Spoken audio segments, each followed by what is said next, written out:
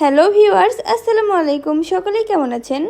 আশা করি সকলেই অনেক ভালো আছেন। আজকে আমি কচুর মুখি দিয়ে বেগুন ও ইলিশ মাছ রান্নার রেসিপি আপনাদের সাথে শেয়ার করব। আশা করি আজকের এই রেসিপিটি আপনাদের অনেক ভালো লাগবে। এই প্রথমে ফ্রাই প্যানে পেঁয়াজ কুচি, কাঁচামরিচ ফালি, স্বাদ মতো লবণ, হাফ চামচ হলুদের গুঁড়ো, 1 চামচ মরিচের গুঁড়ো, 1 চামচ আদা রসুন জিরা বাটা, পরিমাণ মতো তেল দিয়ে খুব ভালো করে হাতে মাখিয়ে নিতে হবে। এই তো মাখানো হয়ে গেছে। এখন এখানে ইলিশ মাছগুলো দিয়ে দিতে হবে। ইলিশ মাছগুলো দিয়ে খুব ভালো করে মাখিয়ে এখানে হাত ধোয়া পানি দিয়ে ভালো করে নেড়ে এখানে ঢাকনা দিয়ে ঢেকে দিতে হবে।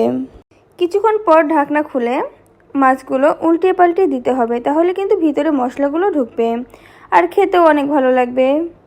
এখন ঢাকনা দিয়ে ঢেকে আরও কিছুক্ষণ এইভাবে রান্না করে নিতে হবে।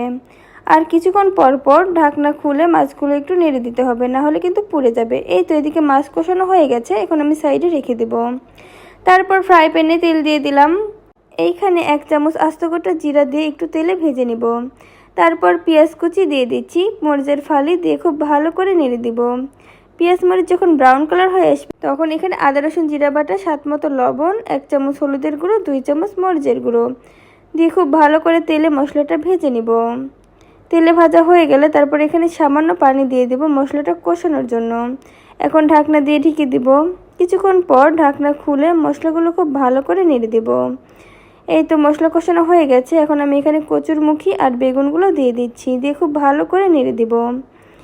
এই তো নেড়ে দেওয়া হয়ে গেছে। এখানে সামান্য পানি দিয়ে দিব কচুর মুখি ও বেগুনটা কষানোর জন্য। এখন ঢাকনা দিয়ে ঢেকে দিব। এইভাবেই আমি কিছুক্ষণ রান্না করে নিব। কচুর মুখি আর বেগুনগুলো খুব ভালো করে কষিয়ে নেব, তাহলে খেতে কিন্তু অনেক মজা লাগবে।